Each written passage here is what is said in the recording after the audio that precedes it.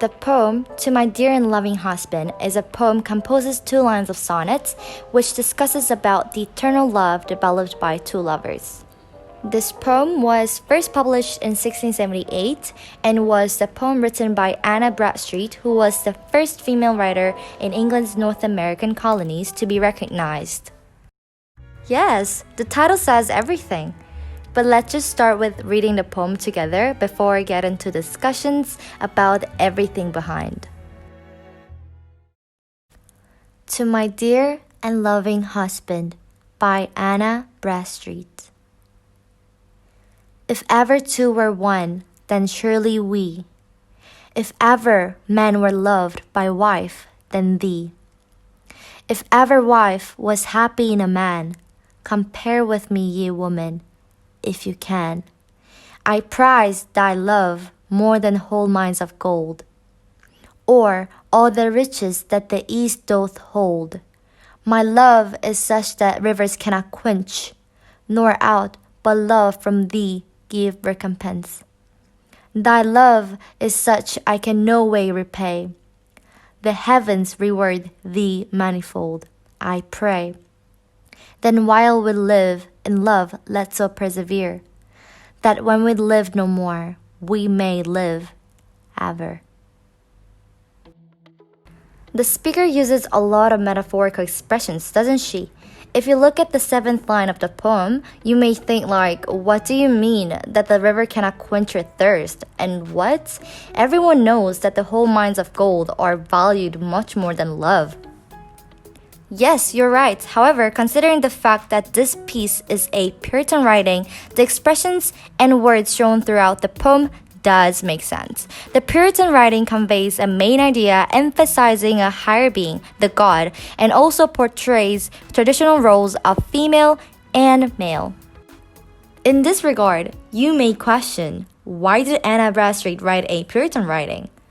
Okay, let's go back to the time of 16th century in England then.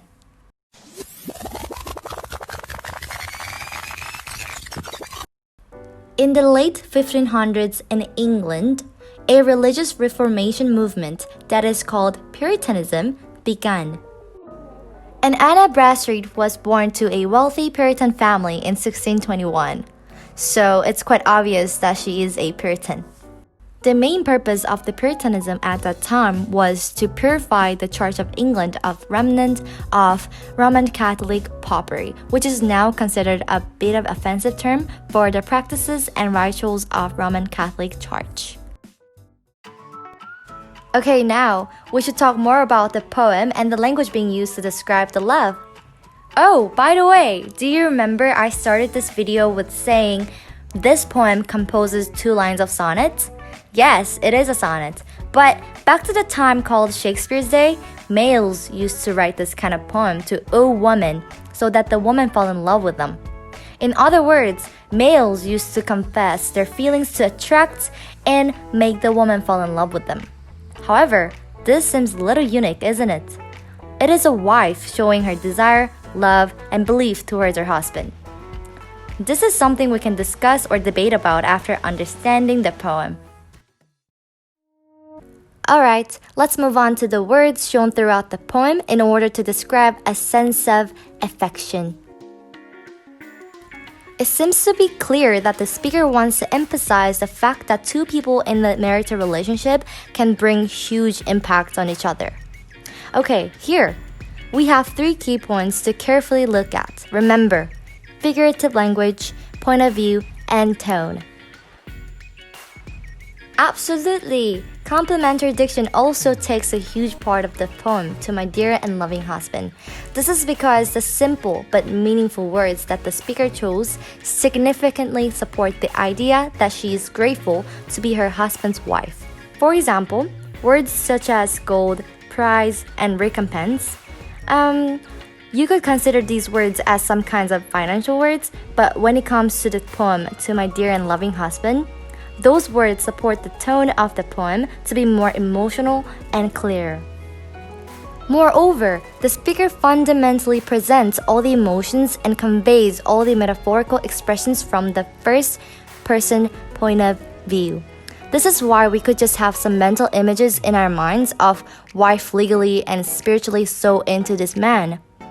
Like I just said, this is because the speaker is talking about her lovely husband and her marital relationship in a direct manner, from the first person point of view. Hence, the theme of love is ultimately addressed, right? But apart from the theme of love, we probably can find some more. If we look at some words very, very carefully, we can also see the appearance of the ideal marriage from the speaker's perspective and standards as she compares her marital relationship with some sort of transaction. Yeah, exactly. She's not engaged in a partnership but in transaction because she thinks she has to repay. I am pretty sure that you're now sure that the speaker implies her religious faith throughout the poem. But didn't you notice something? She doesn't ask God to give her some rewards for loving her husband, but she does pray God to give her husband some rewards for loving his own wife. Thus, theme of marriage is shown here. If you want to explore more about theme of marriage, you might want to click that button called Theme on Wiki page. And the last, but surely not least, theme of obsession. In the last line of the poem, it quotes that the speaker believes that her love is eternal, so that love will not die even when the two lovers, the speaker and her husband, face death. This is a little scary line if you imagine your lover saying, "We're gonna live forever because my love's too big for you. My dear, my love, my wife. Rivers cannot quench the thirst I have, but your love can." Maybe this sounds kind of creepy because we all do not really say this in this modern world, but this eventually shows how the speaker is in love excessively. You may think like, oh, maybe she's not obsessed, and people at that time used to be like that, so it might be just normal love. But again, considering the fact that it was hard to find a woman expressing this deeply about her love at that moment, the love described throughout the poem could be considered a little obsessive. For more detailed explanations about the themes, you might want to click the button called Themes on the wiki page. Thank you for watching.